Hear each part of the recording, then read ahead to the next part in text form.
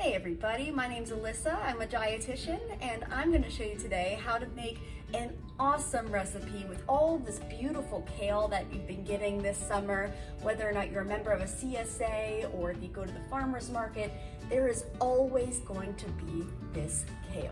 So I have a recipe that I wanted to throw together because I love the way this combination of flavor goes, and I think you will too. So it's a kale slaw with a lemon caper vinaigrette. So let's get crunchy, let's get fresh, and let's get crunchy. Getting crunchy.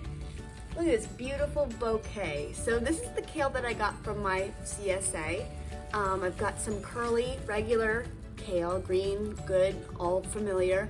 And then this, I got some red kale, which of course, the darker the color, the more purple the color, the deeper the antioxidants. So this bunch actually has a little bit of something called anthocyanins, which is one of the antioxidants that you can similarly find in other dark purple or dark red fruits and vegetables. So you're getting a bunch of nutrients from this stuff here. I didn't ask for it, it just came. So which is the benefit about getting farm shares in the box, because you get stuff that you might have never tried before. So in this way, we're going to make a delicious, nutritious, and beautiful salad. So don't forget, it's gonna be beautiful. Because we always eat with our eyes, and in order to be able to maintain good, healthy eating habits, we need to be happy. We need to like the things that we're preparing and that we're eating.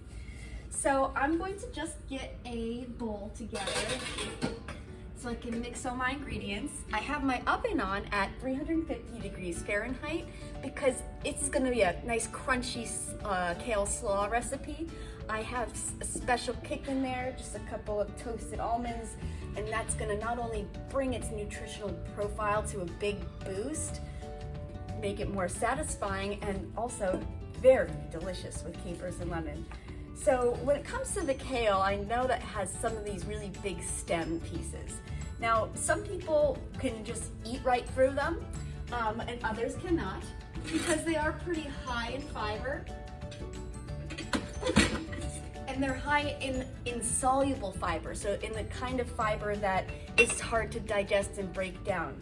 So for these kale leaves in particular, I'm actually going to just cut off the bottom parts.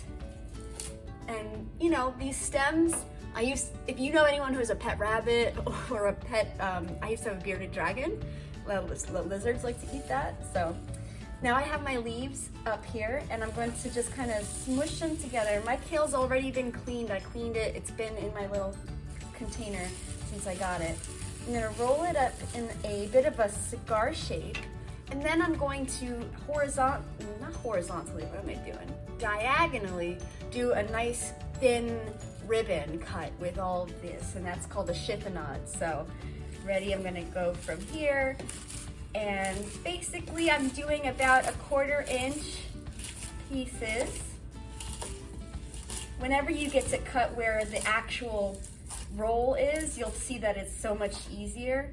And then what you get is this beautiful, easy, tasty little lettuce leaves of pure joy. So I wanted to make a slaw because it's so hot outside, and a lot of times you don't want to turn on the oven for a real long time. And if you make something like this, you could save it in the refrigerator and you can eat it for a week long. Like, it really, this type of dressing that's on it is, it's acidic, but in a very tasty way, but it's so acidic in such a way that it will actually help to marinate and extend the shelf life of the vegetables that it's protecting. So it's a real win-win situation for the kale, and for you, and for your belly, and for your heart and your blood and all that good stuff that we try to take care of when we're eating healthy. So I did my red kale pieces. Those are just a little bit different than the green because they have a little bit of a more prominent stem, and I wanted to cut that off. But now I've got my regular curly kale. So for my regular curly kale, I have these stems as well, but they're not that big. So you kind of see, and they're not as tough as the red ones. So I'm actually going to just cut them up so that they can be part of our crunch in our slaw. So I'm going to similarly just stack up 2 leaves, do my little cigar rolling. And so you can see at the end when you're left with the stems, it's just good to cut it nice and thin, or you could exclude it. You could take it out too. It's completely up to you. I used to know somebody who really didn't like to eat the stems, so it was like, oh, had to cut them out. But you know, I think they're fine to me. So I have all my lettuce here, all my kale, and it's a beautiful color. I've got probably about 2 cups worth for this little recipe, and so I'll make the sauce accordingly. So let's start to make that next. I have this handy little measuring cup here that I think is really nice when you're making any kind of dressing. And also you can use something like a mason jar, because on the mason jar they have those little lines on there so you know how much of what product you're putting in. Makes it easier to follow the recipe. I've got my apple cider vinegar right here, and I've got my olive oil. So gotta have a nice base, pretty typical base for a dressing. And so what I want to do next is actually, before I start getting into this dressing, I need to address my almond situation. So I like to buy the almonds already sliced or slivered. These ones are slivered. It's just a little bit cheaper to buy them this way from Aldi when you're in the baking section versus going to the section where they have the whole nuts and then cutting them yourself or any of that. So in the baking section, you can almost always find slivered almonds. I'm just gonna grab them. And I am going to put them along this baking sheet. Probably, let's say I'm gonna put about, let's measure it out here. About a half a cup of the slivered almonds, I think is gonna do this recipe perfectly, because again, we have about 2 cups of kale. I just wanna make enough that it's gonna be able to be something that I eat at least once for a meal, maybe once again for leftovers. Or if I use it as a slaw and put it on top of something, then it won't stay in my refrigerator for years. So I have it at 350. We're gonna kind of put it in there for, let's say, about 10 minutes, and we should start to smell it at that point. So it'll start to get really fragrant in here. All right, so first things first for the lemon caper vinaigrette, lemon. So I really gotta make sure I get some lemons. I love to buy them when they're on sale, but also at Aldi you can always buy them in a bag, which is pretty convenient.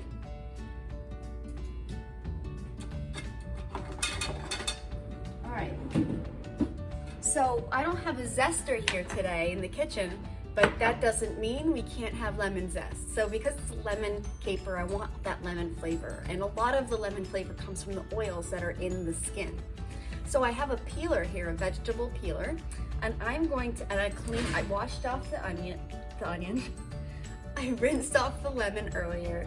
So I'm just gonna, like you would if you were, if any of you guys have been bartenders, if you've ever peeled the zest of a lemon or an orange, you know that you can get a nice little piece like that. And so I'm gonna go through my lemon. If you have a zester, bing, bang, boom, it's done. You know, you can do it real fast. But because I don't have one, but I still want the zest, I'm gonna do this whole process here. You know what, another thing we can do, and another thing you can do at home, other than using the peeler and getting the chunks, is if you have a cheese grater. I forgot about the cheese grater. The cheese grater almost always has a tinier section that I can use. So here's all the tiny holes. And so just like I would with a normal zester, I'm gonna take it against the box grater and just zest the lemon. Now I don't wanna push it too hard, so I don't want it to go to the white, because that's where it starts to get bitter. It's called the pith. The pith is pith. So I'm getting some nice zest here. I smell it. It's not as big as my chunks over here, so it'll mix a little bit better. But yeah, I got a little bit out of there. It's not the sharpest, cheese grater in the box here that we got. But I got a good amount. So I'm gonna take my lemon peel that I did slice off with the peeler, and I'm gonna just chop it up like it's an ingredient of its own. Because it is. I mean, some people will have stuff like lemon sugar, where, I don't talk about nutrition here, but like, it can be really nice to have just some lemon peels just placed into a thing of plain sugar, and that's something that you can use for when it's holiday times and you just need a little bit of a special touch on your baking, because everyone's baking those days. If you want to be like, well, my baking is extra special, that can be wise because you got lemon sugar. So this is about, let's go get my measuring spoon so we are accurate here. So I've got a teaspoon, whoop, about a half a teaspoon of the zest. If I could get more, I would put more. I would put anywhere up to a teaspoon. So anywhere from half of a teaspoon to a full teaspoon would be great.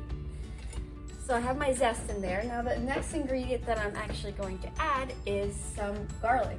Now, because it's a dressing, I don't really want to use this fresh garlic right now because it is so potent and so spicy that it will overpower everything. So instead of using this fresh garlic, I'm gonna really go ahead and use this garlic powder here. So I hope no chef of mine from school, you know, comes and gives me a hard time about it. There's actually one chef in school that really, he hated garlic and onion powder so much that it would be a prank, that kids would go around to different kitchens, find the garlic and the onion powder, and then put it in his pantry. And so he'd get it and go, oh my God, what's going on? I'm gonna put about a quarter teaspoon of the garlic powder. I think it has a place for sure. All right, so now I have my apple cider vinegar. It's nice and tart and it's kind of neutrally flavored. Whereas if I had balsamic vinegar, it might have more of a wine, like fruity taste.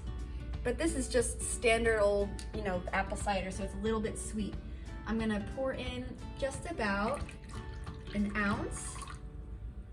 Let's go with, yes, just an ounce of the apple cider vinegar. And now I'm gonna take my lemon, slice it right in half. If it's a hard lemon, if you push and roll it, I should show you the push and roll. You can push and roll and get more juice out. You can also put it in the microwave for a few seconds and then squeeze it. It comes out like easy. So right now I'm just gonna put my hand underneath the lemon so that I catch any seeds that might try to sneak through. And I wanna use the juice from my whole lemon because I want it to have, again, the best lemony flavor. Look, I already got 3, 4, 5, 6. There's 6 seeds I got right here. Woo, could grow a tree. All right, now I'm gonna do my second half of my lemon. All this big, beautiful flavor with the bonus, all right, let's talk a little bit about health stuff. So you're getting some vitamin C here. So we think about vitamin C as orange juice, but vitamin C comes from a lot of different things. And I think the story is kind of like when they found out what scurvy was back in the day, the way they treated it was to give people lemons, and so that they use lemon juice. I smell the almonds, so I'm going to take them out.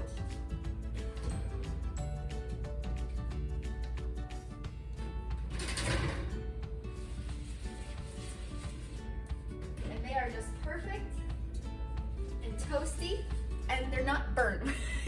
So I got my nice, you can see that they're kind of tan on there. So they went and they got a suntan. Woo! They're excited. They're just as excited as me about this. All right, so we got our lemon, we have our apple cider vinegar, and now basically my whole cup is about 2 ounces. So I had about 1 ounce of vinegar and 1 ounce of the lemon juice. I'm going to put in a little bit of mustard. So I'm using some Dijon mustard. You can use whatever kind you'd like. I just typically lean towards Dijon. no real reason that I know in particular. It's just good. I like it. I like it. I think it's smoother than the yellow mustard, and it can help to actually really emulsify this dressing a little bit because we're not using much else to emulsify it. We will use a little bit of olive oil, but it's not the majority of our dressing like it is in most prepared dressings. So I'm gonna take my olive oil and I'm going to just put in about another 1/2 ounce. A nice little bloop. Okay. And now, the last ingredient for a caper lemon vinaigrette is our capers, of course. So I love capers. I think they're so good. They're these little berries that grow on this bush. And you can actually buy really big ones. They're called caper berries. They're so good. If you go to like an olive bar section of the supermarket, that's where you'll find oftentimes the capers and the caper berries. So I love them. They're salty, they're delicious, and they work so well with just everything. Well, not everything. Don't put it with everything. Don't put them on ice cream, please. So I'm gonna get about, so this is 1/2, and I'm gonna get another 1/2 and another 1/2. So I'm gonna get a teaspoon, basically about a teaspoon of the capers. I didn't try to get any of the juice there, but I didn't necessarily try to avoid it much either. So yeah, I've got about a teaspoon of capers here. I'm gonna chop them up. If you have a food processor at home or a blender, throw it right in. You know, you could just, this could have been made like already 10 minutes ago. But I just wanted to do a nice little cooking video here and talk through the process and make sure that you know what you're getting into here. Knowledge is power, and habits do not form without happiness. So hopefully you'll have a happy memory of this recipe as well. So I have my, it looks more than a teaspoon, but we got 1/2. Yeah, we got about a little bit more than a teaspoon here. Of course, the recipes are just guidelines. Do what makes sense for you. Now I'm going to take my handy dandy whisk here and take my dressing, and I'm gonna move my camera so that you can see. All right, so I'm emulsifying everything, mixing it together. If you have a fork, you could use a fork. If you throw it in a mason jar, that would be fine too, and just shake it up. But like this, I have everything all together. Everything looks nice, emulsified. It's not a really thick dressing. We're not going with creamy here with the slaw. We're going with more of a vinegar-based slaw than a mayo one. All right, now that I have my dressing, I'm gonna take my stuff off of this cutting board, clean up a little bit.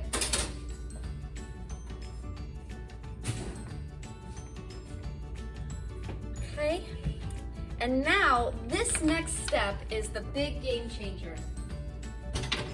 So if you've ever said, oh, I don't like kale, it's too bitter, I don't like kale, you know, can't figure out how to use it, can't figure out how to make it taste good, this little step is one of my favorite, and I know my colleague, a dietitian friend that I have, we love talking about this. Massage your kale. Massage. All right, so I have everything in here for my dressing. I'm just pouring it on. Got some clean hands.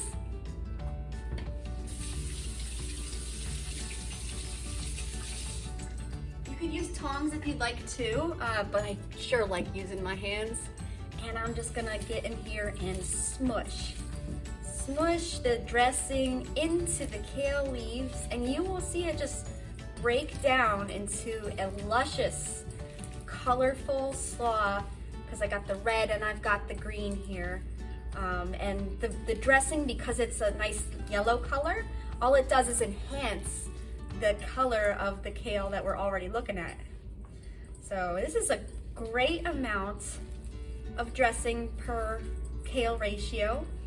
There's no real, you stop when you feel like stopping. I'm not gonna say to do this for a full, like, you know, do it for 30 minutes.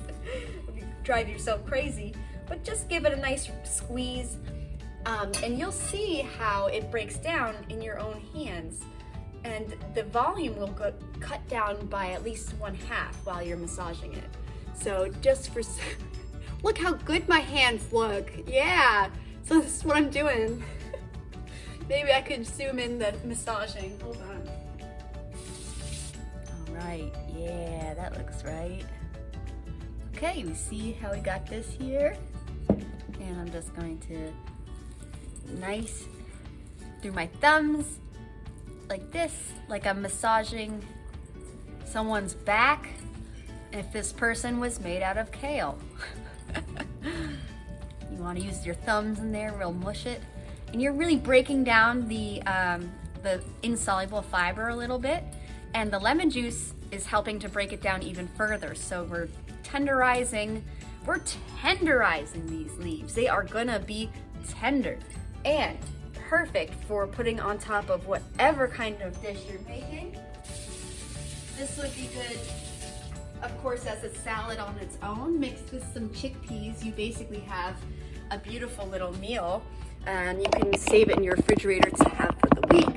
Or you can make it a slaw, as the recipe is suggesting for us to do. But you can put this slaw like on top of tacos. You can put it on top of fish if you wanted to. I think just eating salads like this is like my favorite part of summer, because I didn't, other than toasting the almonds, and you don't even have to toast the almonds if you don't want to. It's a one pan meal or one pot meal. This meal with the added garbanzo beans or cannellini beans, after you've rinsed them, gotten all the salt off, put them in here, makes this, with these almonds, a complete all 9 essential amino acid, plant-based entree. So entree salad that's actually going to fill you. And not because of the volume, but because of the contents. We're really putting in nutritious stuff here. Now I'm gonna get my tongs. I know I said I liked my hands, but man, I gotta keep rinsing them to show you guys these things. I gotta move my camera. So wow, this is so beautiful. You have to see it. Look at that.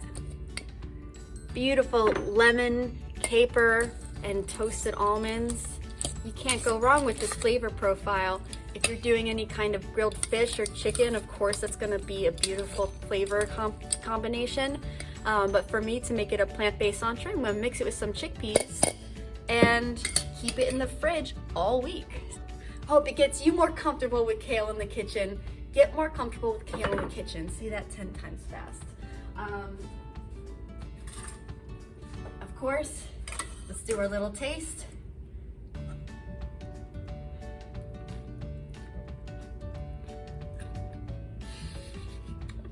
It's so good. I would eat a whole bowl of this and not know that I was like eating something nutritious, or I was eating something, that was more particularly for heart health or for good blood pressure. I mean, whatever. It's good for those reasons, but it's also good because it tastes good. So happy eating, happy cooking, and I'll see you next time on a little episode of What's in the Box.